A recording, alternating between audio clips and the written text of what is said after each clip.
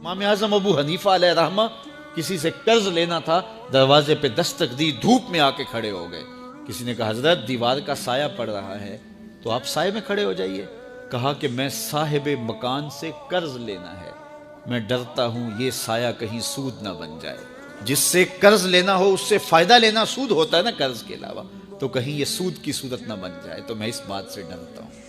सहाबा फरमाते हम हराम के डर से कभी हलाल भी छोड़ दिया करते थे। तो ये दो तरह के ताजर हुए, एक वो ताजर जो माल कमाना मकसद जिंदगी है, और एक वो ताजर जिनका मकसद अल्लाह की रजा है, और ये भी पेट लगा हुआ है, जरूरियात हैं वो भी पूरी करते हैं। तीसरे ताजर वो हैं जो चाहते ही हैं कि हम इन अच्छे लोगों की तरह बने, लेकिन कुछ कमजोरियों की वजह से उनसे कोताहियां भी हो जाती हैं।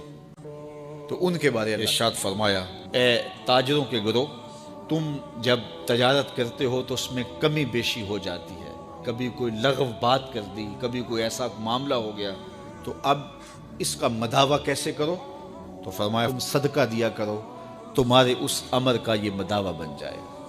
तो आम लोगों को ये कहा कि आप कसरत के साथ सदका दिया करें, अपने माल से निकालें, कुछ फीसद तय कर दें अल्लाह के नाम से। जब अल्लाह को शराकतदार बना लेंगे अपने कारोबार में, जब पार्टनर बना लेंगे, तो स्ट्रांग पार्टनर हो तो घाटा नहीं ना पड़ता।